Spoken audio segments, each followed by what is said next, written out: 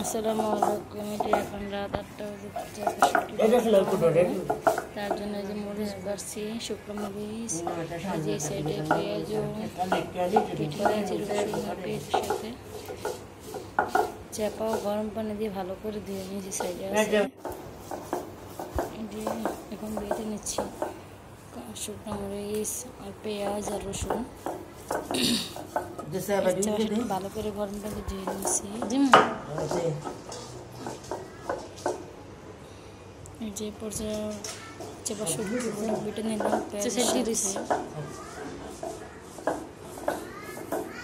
ভালো করে নিমেষ করে না বাটলে ভর্তাটা পরে ভালো লাগবে না।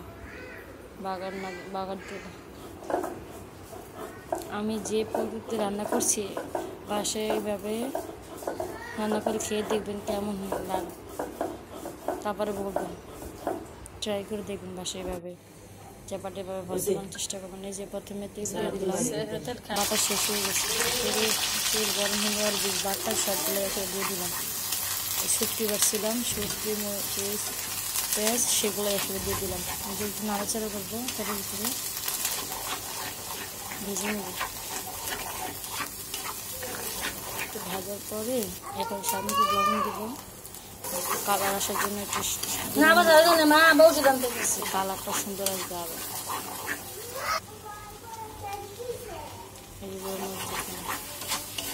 এখন নাড়তেই থাকবো। এই যে একটু পানি দিয়ে দেবো যাতে ভালো করে শুকনো যায়, ভাজা হবে তো, তার জন্য শেষ পর্যন্ত দেখুন, তাহলে বুঝতে পারবেন কিরকম হয়েছে রান্নাটা।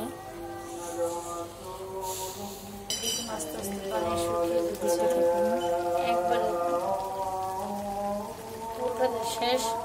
শেষটা দেখার জন্য আমাদের সাথেই থাকছে। এরকম হয় শুধু দাঁড়িয়ে নাড়বেন, না হলে লেগে যাবে।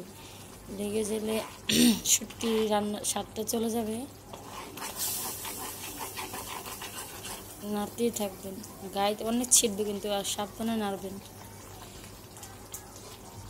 এই দেখেন ছিটে আসছে, আস্তে আস্তে কালার চেঞ্জ হচ্ছে,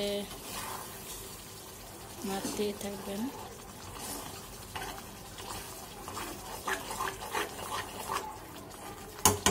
নাড়তেই থাকবেন, সরবে না চুলার কাছে। ধৈর্য সহকারে শুধু লাড়া রান্না করবেন, তাহলে খেতে ভালো লাগবে।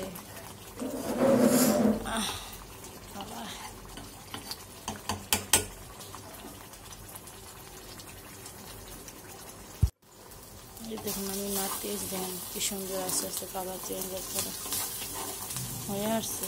আর একটু বাকি আছে, মাত্র 2-3 মিনিট পরে নামিয়ে ফেলবো। ভাজা করে ফেললাম, আরো ভাজা করবো।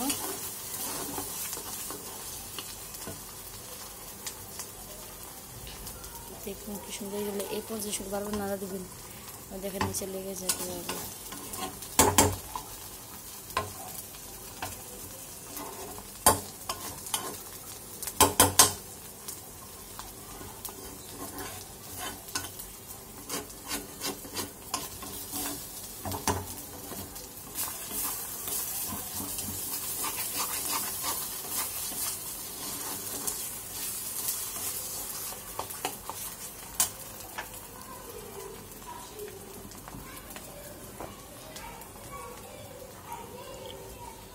একটু ভাজা হলে নামিয়ে ফেলবো।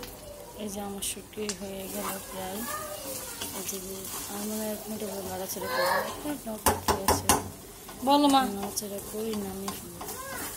হ্যাঁ মা, যত সুন্দর করে নাড়াচাড়া করে ভাজা করবেন, শুটকিটা খেতে তো ভালো মজা লাগবে। এই যে আমার শুটকি ফাইনাল লুক। সবাই সাথেই থাকবেন।